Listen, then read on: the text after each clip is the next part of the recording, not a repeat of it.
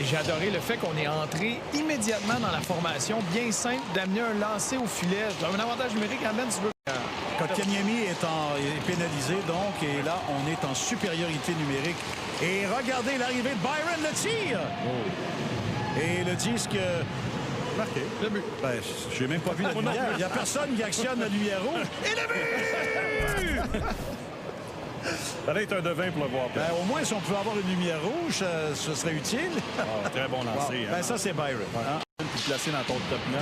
Pas pour une longue période, mais pour une courte période, Byron peut faire le travail. Dans le top 6 même du Canadien.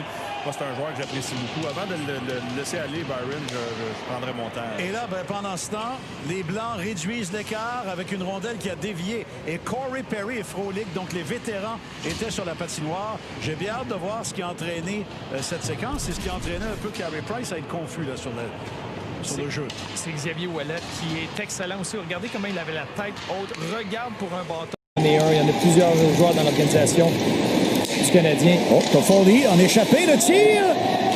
Et non. Arrêt donc de Primo. J'aurais aimé avoir une caméra isolée. Là, le tir. Et le but.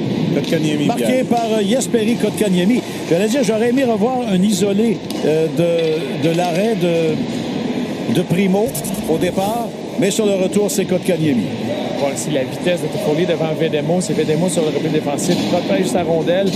Manque le filet. Primo était là, avait été capable de faire son déplacement. Et sur un échec avant soutenu Armia, il est tellement bon pour soutirer la rondelle. Hein? Le travail qu'il fait encore une fois gagne. Au niveau de l'intensité dans le tir de barrage. Ça paraît que c'est contre tes coéquipiers. Ouais. Nick Suzuki devant Lindgren. Suzuki, la feinte, le tir et le but! Nick Suzuki!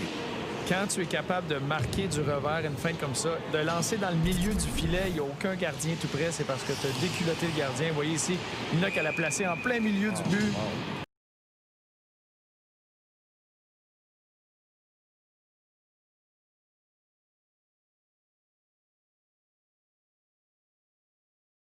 Depuis longtemps, Romanov, parce qu'on en parle, ça me fait penser un peu à Markov. Complètement différent, parce que quand Markov est arrivé au camp d'entraînement, on ne le connaissait pas. C'était un choix de 7e ronde, puis il est arrivé sur la glace, puis il y avait le facteur wow.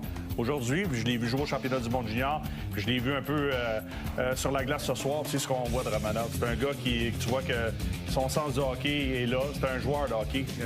C'est dur à expliquer, là, mais quand tu le regardes, là, tu te dis, lui, là, il va jouer dans une... Foley qui va justement attendre l'arrivée de ses deux nouveaux coéquipiers. Le disque récupéré par Romanov. Oh, regardez, quelle manœuvre de Romanov à lui seul pour s'amener dans l'enclave. C'est lui qui a jamais perdu le disque, finalement. C'est pas croyable. Le voilà maintenant, Kotkaniemi. Et son tir sur le poteau.